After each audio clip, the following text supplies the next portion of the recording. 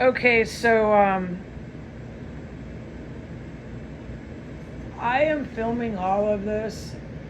It's a crisis now. I am forbidden from talking on the internet about what I've witnessed my mom and her spouse do. Besides that one little bit that I said online about the wrath of God with the cross, I've witnessed them do so much more than that. I've witnessed is witnessing, okay? It's those two, and it's always when there's always Muslim terrorists in here. And I can't say any more. It is really hard for me because I know my family members are domestic terrorists. There's no doubt after what I witnessed them do. That they're involved with the terrorist cell, they are domestic terrorists. Basically what I'm doing is I'm waiting to be arrested by the DCPD and some Secret Service agents, and they're going to involuntarily commit me. I have to go to some sort of court thing. I can't talk because of the scary shit that's always happening inside of this property. My motor skills are real bad right now. I have to go to some court hearing. I have to plead for my release, and then they'll deny it, and they're going to actually institutionalize me for up to like 5 years. I don't know what the fuck is going on anymore. I suppose I'll have to beg the domestic terrorist who engaged in terrorism that was so obvious that I'm forbidden from talking about it online.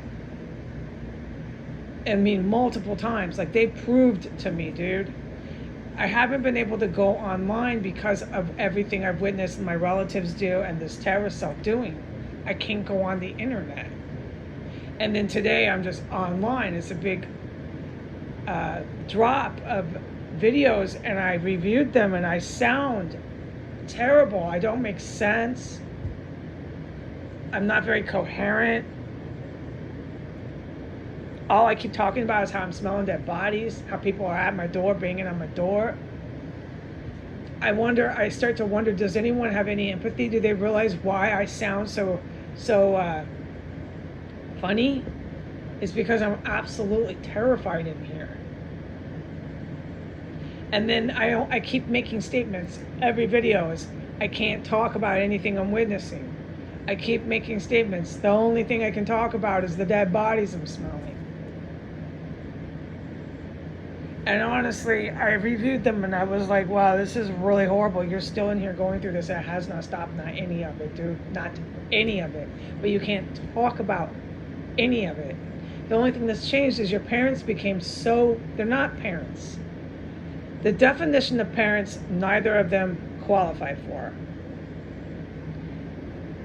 I wanted that with my mother when I got sober. I tried to make her into a mom.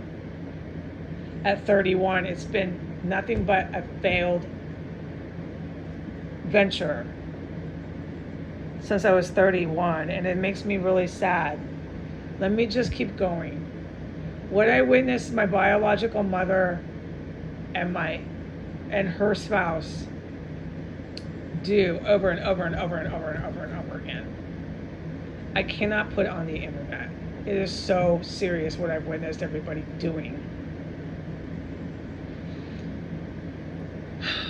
And saying and everything. I couldn't do it. I can't. But yet, nothing has changed. I'm just going to wait here for arrest.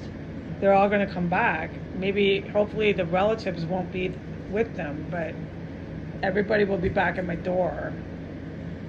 And they're shooting for some sort of involuntary long-term, like, whoa. And then I review my videos, and I'm like, oh my God. You sound so terrible. No one ever gave you a chance. They didn't help you get out. The shit never stopped in here, and they just kept coming after you for your mental health.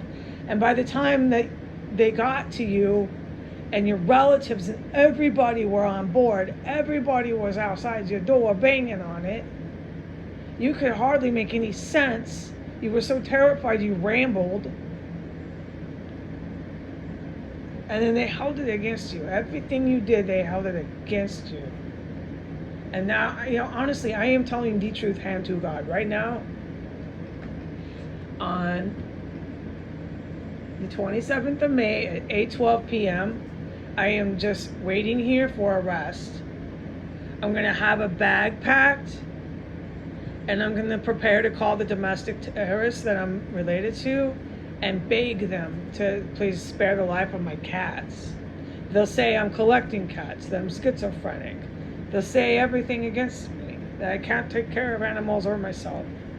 They'll say I'm a danger to myself and I'm a danger to everyone else around me. They'll just keep saying this, and they have so many police willing to do it with them. So I'm really, you guys, whoever might hear this, I'm over. I'm going to be arrested, and you're not going to ever hear from me again. Probably not. I might, if I live through this, come back in like 6 years, and my life will be completely and utterly destroyed. It already is, but by then, I don't know how I'm going to ever make a comeback. I don't know. Yeah. The biological relatives will do anything to protect this terror cell and to protect themselves from arrest. They'll do anything to protect this terror cell. I still don't know what their motive for terrorism is, why my relatives are domestic terrorists. I don't know anything. I sit in here day and night in solitary confinement. Absolutely nobody talks to me except these creeps that come to my door every last time saying I'm delusional, I'm in psychosis, or I'm psychotic. And then one time they hauled me in, and a doctor said I was not mentally ill, I was not delusional, and I was not psychotic. So I don't know, I think they're gonna take me out of state. They're gonna drag me to like Maryland or Virginia, and they're finally gonna get somebody out there to commit me long term, because I give up. I could never, no matter what, get anybody to search. I tried everything. I tried to contact every law enforcement I possibly could, and I documented it, and I put it on the internet, who I was contacting, what I was trying to do. I exhausted all my efforts, and nobody ever searched, questioned, as far as I know, investigated anything I was witnessing in here. Not even my own personal mail, which was, much of it was federal mail, just being stolen and stolen systematically. I didn't get mail. The two people who died here systematically stole my mail. I had both my relatives telling me, you're imagining, you're delusional. So much constant, you're delusional, you're imagining, that I stopped talking to her because she wasn't safe. I was writing short essays about how they were coming down the stairs and that place would be filled with mold and dead bodies, the stenches. I would write about how I'm hearing people crash. I would write in full detail about how I heard 3 different women assaulted and killed. Nothing ever stopped here, and nobody ever searched, raided, stopped the terrorists, arrested the terrorists, questioned the terrorists. Nothing ever stopped. The end story is, on the date and time I just told you, I have a matter of days left in here before these very terrorists, who are protected by cops, finally succeed and come and arrest me. So my relatives will be kicking back, knowing that they finally really destroyed my life. Right now, I have a chance to make my life better. If I can just get out of here, I'll pick up the pieces, I'll go somewhere all alone, I'll just keep trying to recover from what Donald Trump, Joe Biden did to me, okay? These are the 2 presidents that were in office while I was here in this terrorist cell. I'll try to recover from it. But it doesn't look like I'm gonna have that chance. It looks like I'm not gonna get out of here. I'm never gonna move out. They're gonna arrest me way before that happens, and no one's ever gonna see or hear from me again. I'm sorry to give you this bad news. But if you want to know what I'm doing right now, I'm getting ready to call every attorney who's in Renter's Court tomorrow, and I'm going to flood everyone's office with the letter.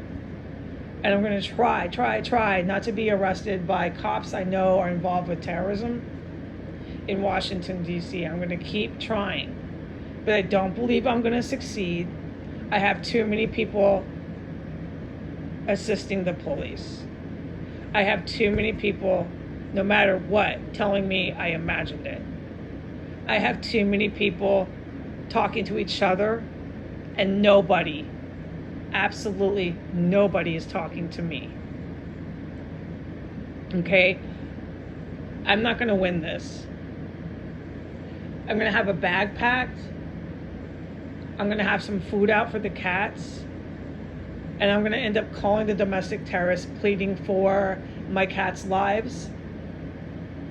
And I will stop calling them once I know that something happened with the animals. I'm going to have a bag packed, and I'm just going to ask the police if they can politely just bring my bag. And wherever I go, I will go, and I will never be seen or heard from again. I want the public to know that I did not imagine what I filmed all these years, and that I was in shock and I was in horror. That they never searched this house, raided this house, investigated these houses. It's not just this one house, it's the houses that are next door to it. They never questioned anyone, and they never stopped any of the terrorism that I witnessed up to this date and time. Right now, again, I am forbidden from talking about anything I've witnessed. The only thing I can talk about pertaining to what I witnessed is, of course, the dead bodies. The dead bodies were so fucking strong in here, it was billowing out the front door. It does not matter what I say here. It does not matter what I witness. My fate will be to be arrested. I will never be able to leave this house and try to recover and pick up my life. Goodbye.